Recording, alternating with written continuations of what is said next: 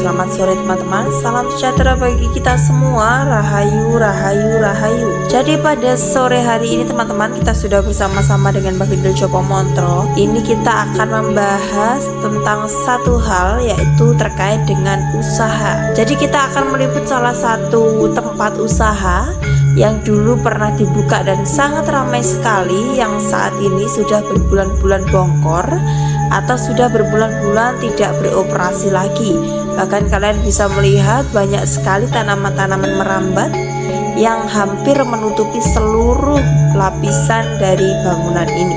Kita sudah bersama-sama dengan Mbak Gendel Jopo Montro teman-teman. Sejenak Mbak Gendel mengamati situasi tempat yang ada. Ini juga bisa menjadi pelajaran bagi kita semua, bahwasanya bahkan usaha yang dimodali dengan banyak uang atau berjuta-juta uang itu masih bisa gagal teman-teman.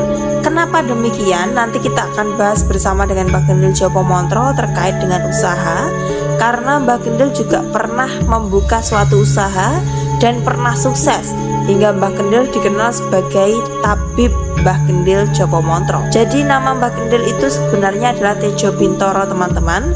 Dan beliau mendapatkan nama Mbak Gendel itu adalah dari salah satu pasien yang berhasil disembuhkan oleh Mbak Gendel. Tentunya semua itu bisa terjadi atas berkat rahmat Allah Subhanahu wa Ta'ala, atas kasih karunia-Nya yang menjadikan Mbak Gendel sebagai lantaran, sebagai penolong bagi orang-orang sekitarnya. Dan ini dia teman-teman, kita akan lebih membahas lebih dalam lagi kenapa usaha yang sudah dimodali besar-besaran masih bisa gagal, apa yang kurang, dan apa yang harus kita perhatikan jikalau kita ingin membuka suatu usaha supaya kita terhindar dari yang namanya kegagalan.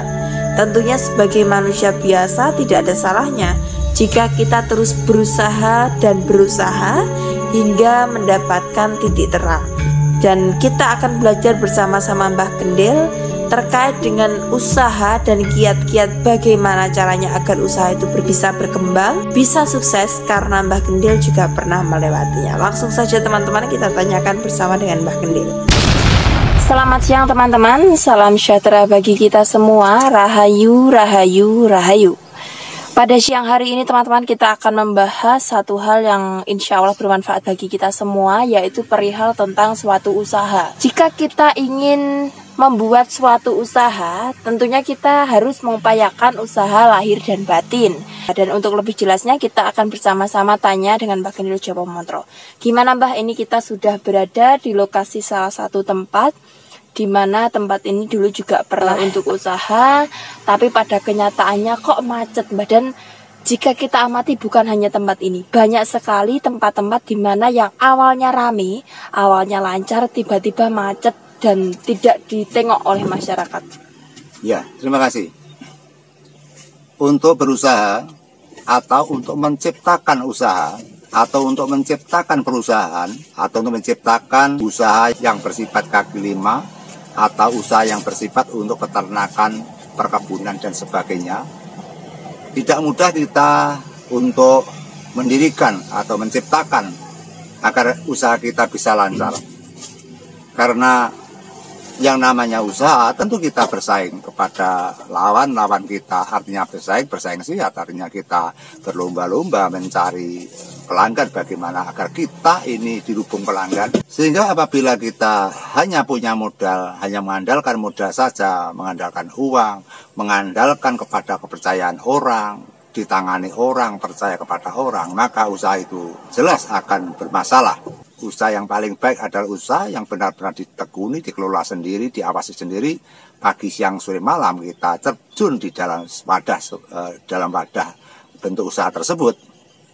Sehingga sebelum kita mengawali berusaha, yang jelas yang pertama kali yang kita pelajari, yang pertama kali kita siapkan adalah bentuk-bentuk pengalaman atau pendidikan yang mana akan kita terapkan, yang mana akan kita jual.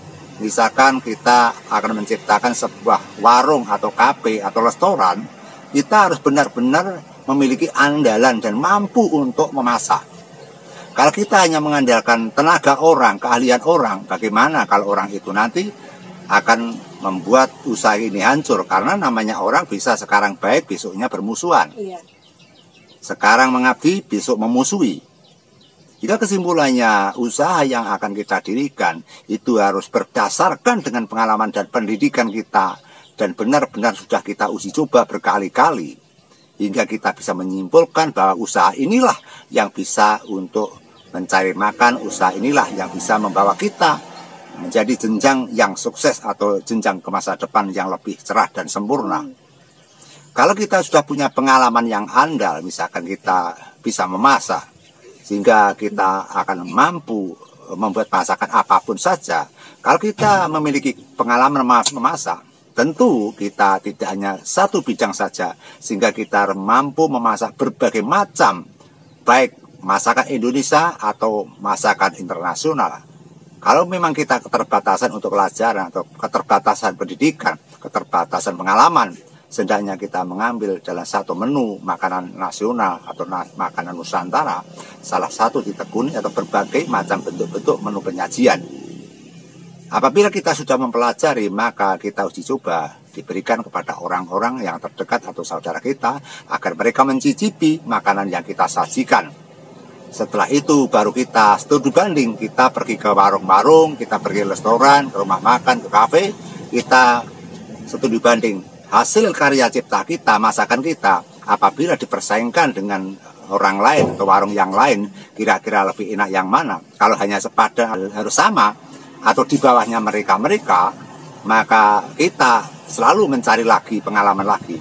Kita mencari lagi pengalaman agar masakan kita, semestinya warung itu tidak layak jual, namun mereka berani untuk menjual makanan. Sehingga makanan yang mereka sajikan, mereka menjual kepada orang lain, namun hasilnya, rasanya sama sekali tidak sepadan dengan harganya. Dengan tidak sepadan dengan harganya, tentu di akhir zaman mereka akan kebangkrutan karena mereka akan dikecewakan. Sehingga saya ulangi lagi bahwa akan kita menjual makanan atau penyajian bentuk-bentuk makanan, kita harus bisa merasakan sendiri. Kalau kita rasakan tidak enak, jangan dijual. Kita belajar lagi, dan belajar lagi.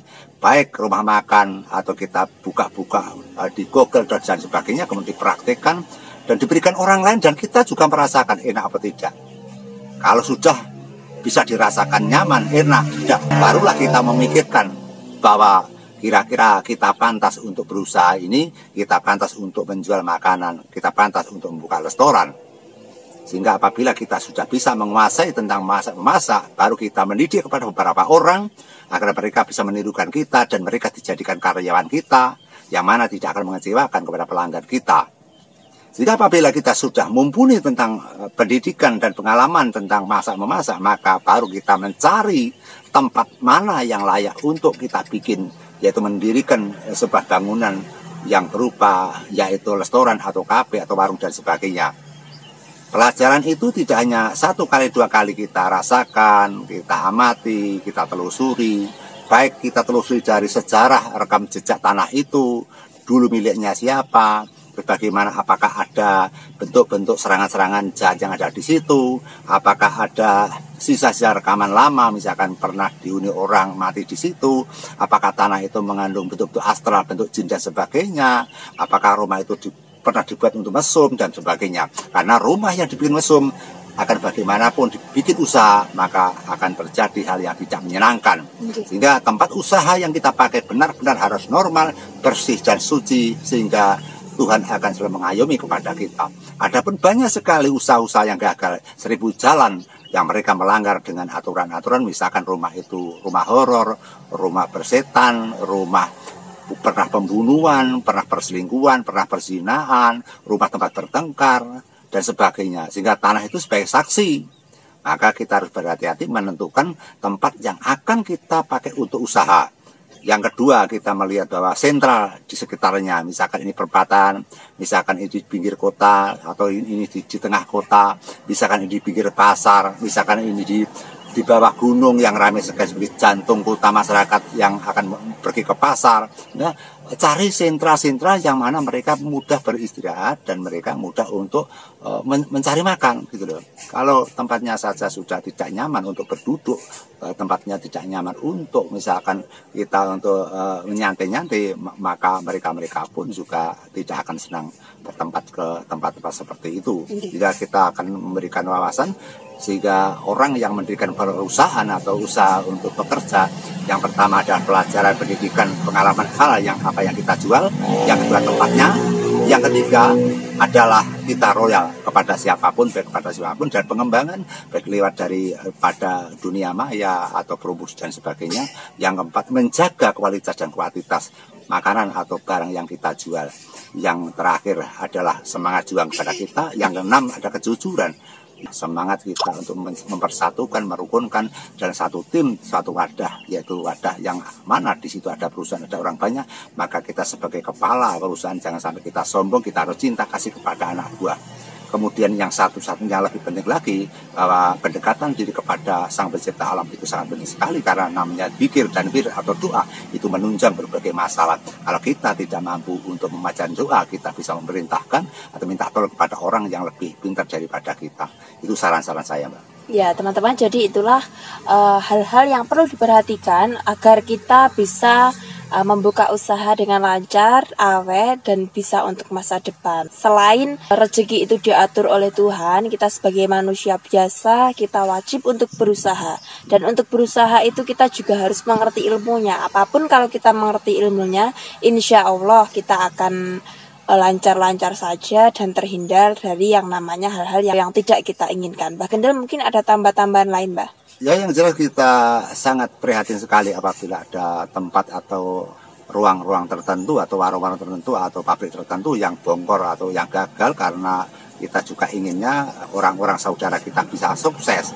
Jika saudara kita sukses, negara ini sukses, sehingga kita saling berkaitan, saling bangga, akhirnya negara ini menjadi negara yang mulia dan negara tentram, rakyat menjadi bahagia, tidak kurang sandang pangan dan sebagainya. Kita sangat bangga kepada orang-orang yang sukses, dan kita sangat kasihan sekali kepada orang-orang yang gagal, karena kita tidak bisa menolong yang bersifat lahir, teman-temanku. Kita hanya bisa menolong dengan saran-saran, kita bisa menolong dengan kata-kata, ya kita tidak bisa menolong dengan bentuk materi. Juga semoga contoh-contoh yang kita sampaikan ini sebagai pemacu agar kita berhati-hati untuk menciptakan lapangan pekerjaan atau mendirikan perusahaan. Kita mengambil salah satu bentuk kegagalan dalam berusaha, karena pada saat mendirikan tempat ini, kafe ini benar-benar sangat ramai sekali dan terkenal. Tiba-tiba kita menyaksikan beberapa bulan, beberapa tahun akhir-akhirnya menjadi pilot dan menjadi tempat ini kumuh dan tidak dipakai. Semoga ini menjadi pengalaman, pemiliknya kafe ini pun akan bisa melihat ini dan mereka akan sukses lagi. Jangan pantang menyerah, kita berusaha, gagal satu kali kita usaha lagi, gagal satu kali lagi kita usaha lagi, gagal lagi, tetap kita berusaha, nanti pasti akan diberikan petunjuk oleh Tuhan, pasti akan dilindungi Tuhan, pasti akan berhasil. Karena manusia tidak boleh putus asa, manusia tidak boleh menyerah, manusia harus berusaha, karena atas kegagalan itulah kita akan bisa menerima keberhasilan. Tidak satu-satunya kegagalan itu gagal selama-lamanya, teman-temanku. Gagal merupakan ujian kita, maka saya sarankan kita semangat-semangat, hidup ini penuh dengan perjuangan. Terima kasih. Ya teman-teman, semoga video ini bermanfaat bagi kita semua. Sampai jumpa di video kami yang selanjutnya. Wassalamualaikum warahmatullahi wabarakatuh. Waalaikumsalam warahmatullahi wabarakatuh.